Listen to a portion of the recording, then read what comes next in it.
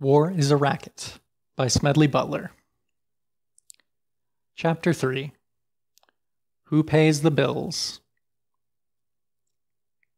Who provides the profits, these nice little profits of 20, 100, 300, 1,500, and 1,800%? We all pay them, in taxation. We paid the bankers their profits when we bought Liberty bonds at $100 and sold them back at $84 or $86 to the bankers. These bankers collected 100 plus. It was a simple manipulation. The bankers control the security marts. It was easy for them to depress the price of these bonds. Then all of us, the people, got frightened and sold the bonds at 84 or 86%. The bankers bought them. Then these same bankers stimulated a boom, and government bonds went to par and above. Then the bankers collected their profits. But the soldier pays the biggest part of the bill. If you don't believe this, visit the American cemeteries on the battlefields abroad, or visit any of the veterans' hospitals in the United States.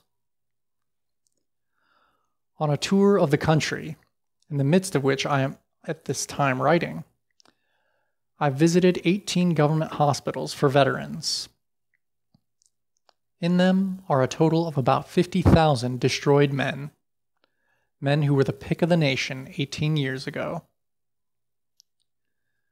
The very able chief surgeon at the government hospital at Milwaukee, where there are 3,800 of the living dead, told me that mortality among veterans is 3 times as great as among those who stayed home. Boys with a normal viewpoint were taken out of the fields and offices and factories and classrooms and put into the ranks. There they were remolded. They were made over. They were made to about face, to regard murder as the order of the day. They were put shoulder to shoulder, and, through mass psychology, they were entirely changed. We used them for a couple of years and trained them to think nothing at all of killing or of being killed. Then, suddenly, we discharged them and told them to make another about face. This time, they had to do their own readjustment, without mass psychology, without officers' aid and advice, and without nationwide propaganda. We didn't need them anymore. So we scattered them about without any 3-minute or Liberty Loan speeches or parades.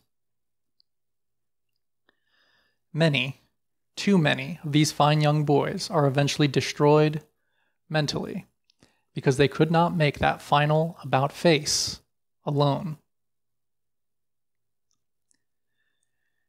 In the government hospital in Marion, Indiana, 1,800 of these boys are in pens.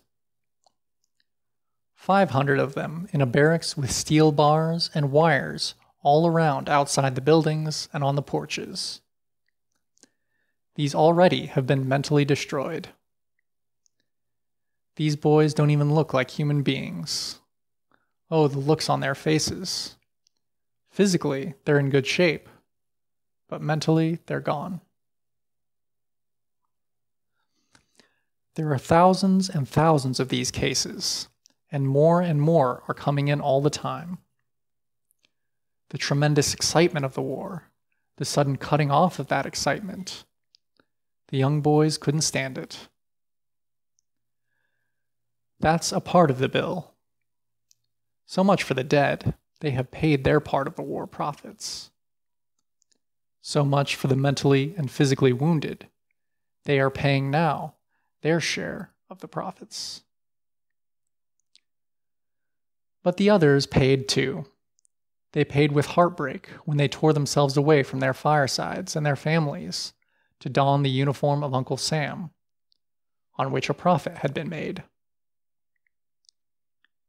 They paid another part in the training camps where they were regimented and drilled while others took their jobs and their places in the lives of their communities. They paid for it in the trenches where they shot and were shot, where they were hungry for days at a time, where they slept in the mud and the cold and in the rain, with the moans and shrieks of the dying for a horrible lullaby. But don't forget, the soldier paid part of the dollars and cents of the bill too. Up to and including the Spanish-American War, we had a prize system, and soldiers and sailors fought for money. During the Civil War, they were paid bonuses, in many instances before they went into service. The government, or states, paid as high as $1,200 for an enlistment. In the Spanish-American War, they gave prize money. When we captured any vessels, the soldiers all got their share. At least they were supposed to.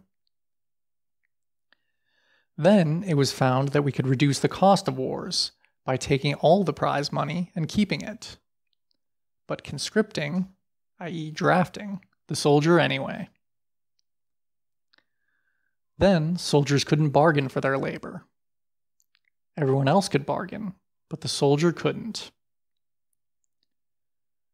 Napoleon once said, quote, "All men are enamored of decorations. They positively hunger for them." So, by the developing of the Napoleonic system, the medal business, the government learned it could get soldiers for less money because the boys liked to be decorated. Until the Civil War, there were no medals.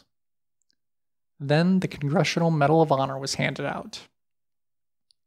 It made enlistments easier. After the Civil War, no new medals were issued until the Spanish-American War. In the World War, we used propaganda to make the boys accept conscription. They were made to feel ashamed if they didn't join the army. So vicious was this war propaganda that even God was brought into it. With few exceptions, our clergymen joined in the clamor to kill, kill, kill. To kill the Germans. God is on our side. It is His will that the Germans be killed. And in Germany, the good pastors called upon the Germans to kill the Allies, to please the same God. That was a part of the general propaganda, built up to make people war conscious and murder conscious. Beautiful ideals were painted for our boys who were sent out to die. This was the, quote, war to end all wars. This was the, quote, war to make the world safe for democracy. No one mentioned to them, as they marched away, that their going and their dying would mean huge war profits. No one told these American soldiers that they might be shot down by bullets made by their own brothers here. No one told them that the ships on which they were going to cross might be torpedoed by submarines built within the United States patents. They were just told it was going to be a glorious adventure. Thus, having stuffed patriotism down their throats, it was decided to make them help pay for the war too. So we gave them the large salary of $30 a month. All they had to do for this munificent sum was to leave their dear ones behind, give up their jobs, lie in swampy trenches, eat canned willy when they could get it, and kill and kill and kill, and be killed. But wait! Half of that wage, just a little more than a riveter in a shipyard or a laborer in a munitions factory saved home made in a day, was promptly taken from him to support his dependents, so that they would not become a charge upon his community. Then we made him pay what amounted to accident insurance, something the employer pays for in an enlightened state. And that cost him $6 a month. He had less than $9 a month left. Then, the most crowning insolence of all. He was virtually blackjacked into paying for his own ammunition, clothing, and food by being made to buy Liberty bonds. Most soldiers got no money at all on paydays. We made them buy Liberty bonds at $100, and then we bought them back. When they came back from the war and couldn't find work, at $84 and $86. And the soldiers bought about $2 billion worth of these bonds.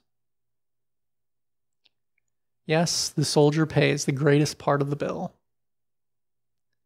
His family pays too. They pay it in the same heartbreak that he does. As he suffers, they suffer. At nights, as he lay in the trenches and watched shrapnel burst about him, they lay home in their beds and tossed sleeplessly. His father, his mother, his wife, his sisters, his brothers, his sons, and his daughters. When he returned home minus an eye or minus a leg, or with his mind broken, they suffered too, as much as, and even sometimes more than he. Yes, and they too contributed their dollars to the profits of the munitions makers and bankers and shipbuilders and the manufacturers and the speculators. They too bought Liberty bonds and contributed to the profit of the bankers after the armistice in the hocus pocus of manipulated Liberty bond prices. And even now, the families of the wounded men and of the mentally broken, and those who were never able to readjust themselves, are still suffering and still paying. End of chapter 3.